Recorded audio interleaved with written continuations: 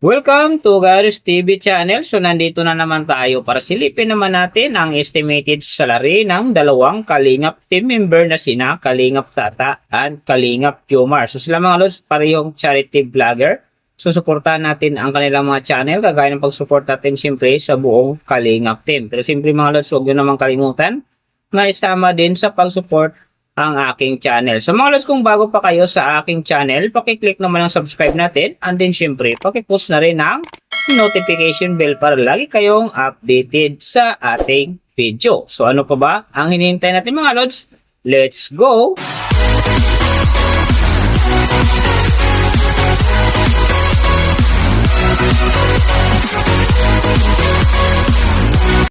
So mga lods, unahin natin yung kay Kalingap Tata. So sa ngayon, si Kalingap Tata mga lods ay mayroon ng upload videos na 2,048. And then mayroon na rin siyang subscriber na 265,000. So may video views naman siya ngayon na 44,774,914. And then yung kanyang country nakablank, pero alam naman natin mga lods na isa din itong Pilipino. So yung channel type naman niya is entertainment. And then yung account niya, ginawa ito noong September 22, 2020. So doon naman sa kanyang total grade, nakakuha siya ng letter B. And then sa kanyang social blade rank naman, nasa 226,845. So doon naman sa kanyang subscriber rank, nasa 2,101. And then sa kanyang video views rank naman, nasa 367,731. So doon naman sa kanyang country rank, same pa rin mga lods, naka-blank.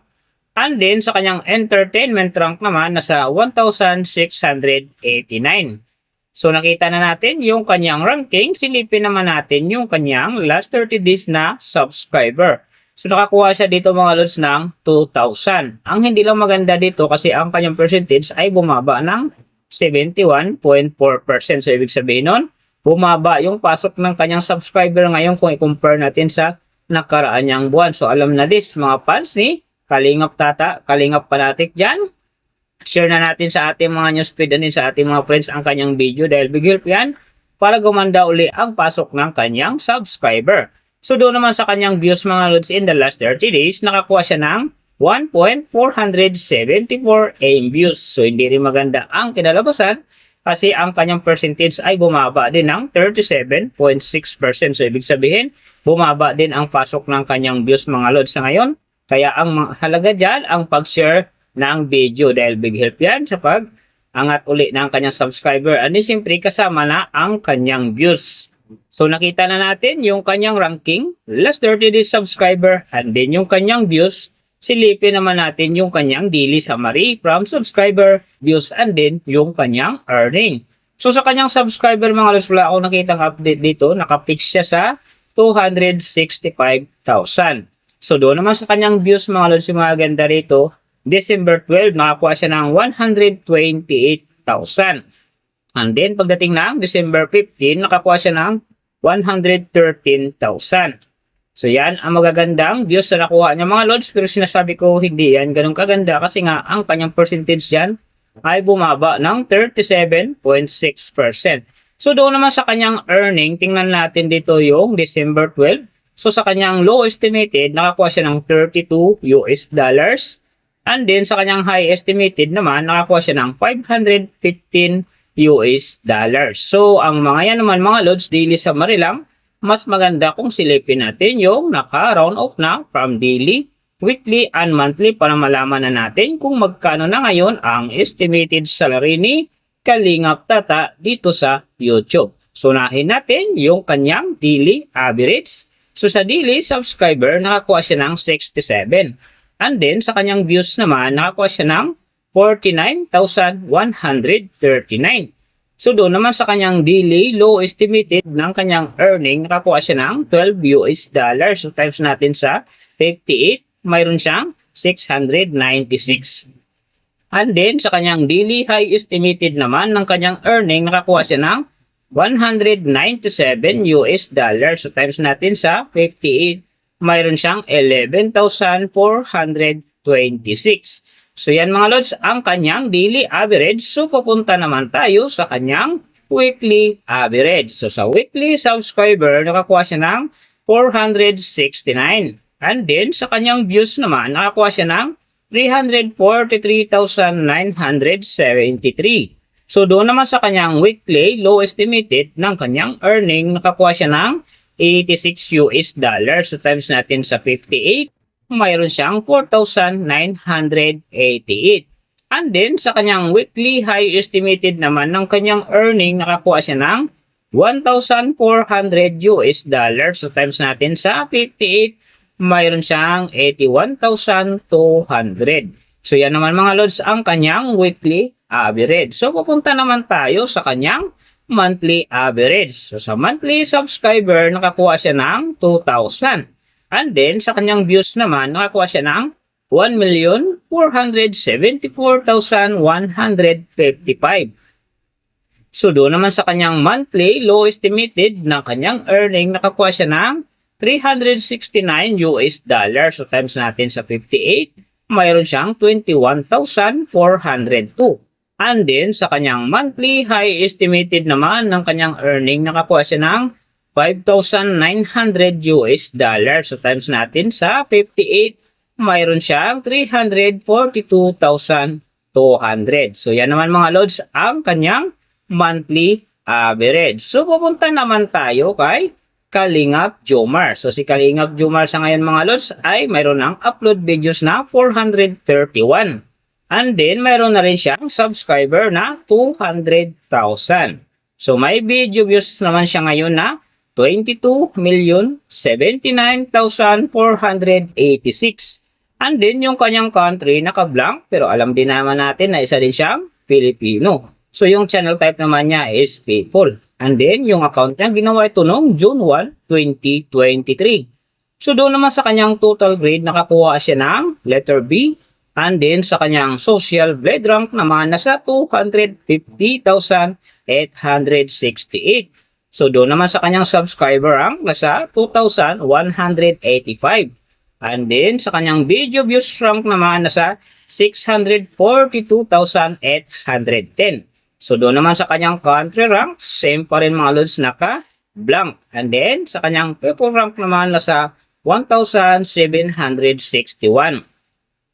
So nakita na natin yung kanyang ranking. Silipin naman natin yung kanyang last 30 days na subscriber. So nakakuha siya dito mga lods ng 4,000.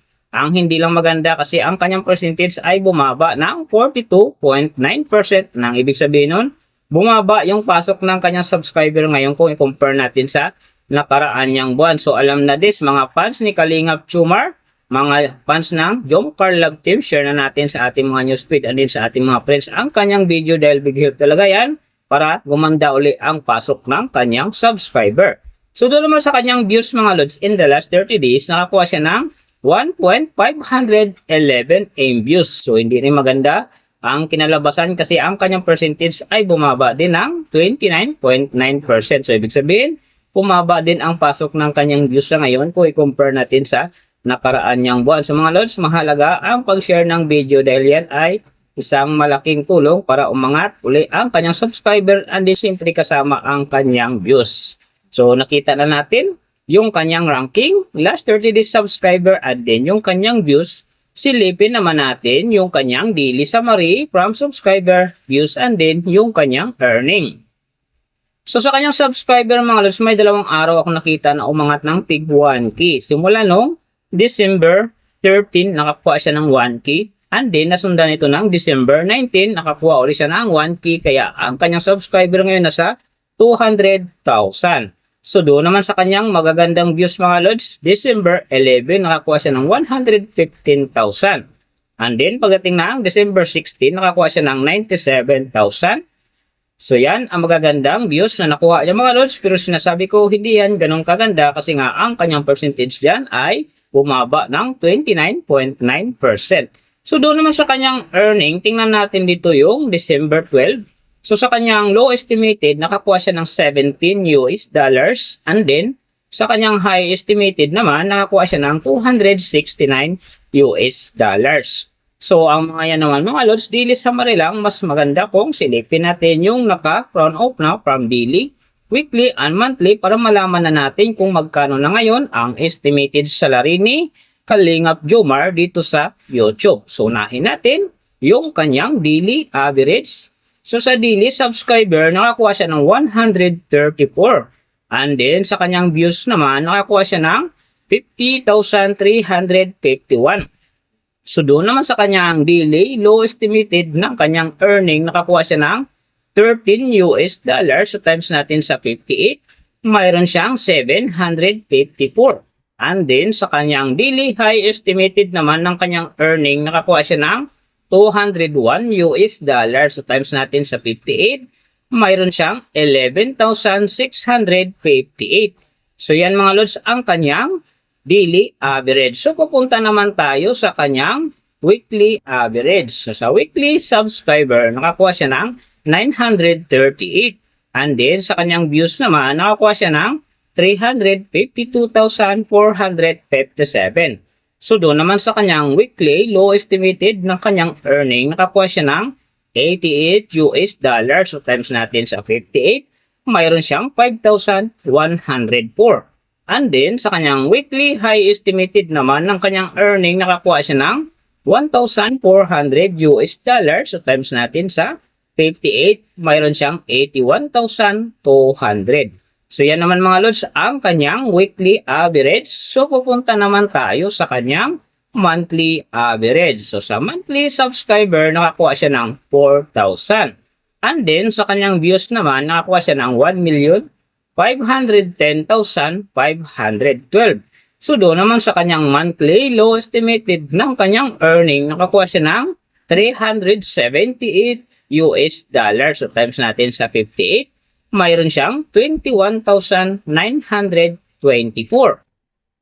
And then sa kanyang monthly high estimated naman ng kanyang earning, nakakuha siya ng 6,000 US dollars. So times natin sa 58, mayroon siyang 348,000. So yan naman mga lods ang kanyang monthly average. And then yung nababanggit ko rito or nakikita nyo is pawang estimated lamang yan. Nakabis lang tayo sa Social Blade website. Isang public website yan na kahit sino pwedeng mag-open para malaman kung magkano na ang estimated salary ng ating mga iniidolong YouTuber, vlogger, or influencer. And din mga lods, lagi ko yung sinasabi, palaging natutupad dyan yung low estimated kasi nga hindi talaga natin kayang i-demand sa ating mga viewers na pag mag-skip ng ads. Pero pwede pa rin naman yan maging times 2, times 3, or maging times 4 pa yan kapag ang isang vlogger nakapag-viral ng kanyang video.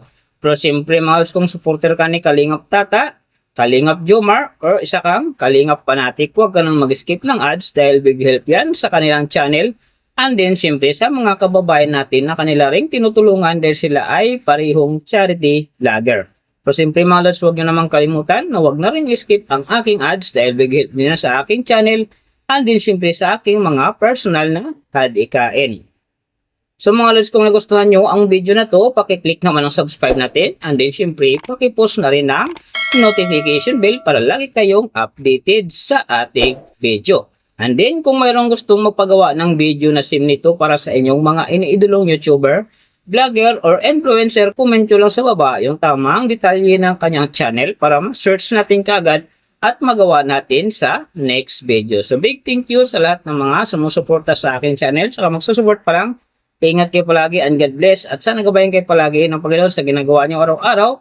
At siyempre magtagumpay din kayo sa inyong mga pangarap. So hanggang dito na lang. See you on my next video.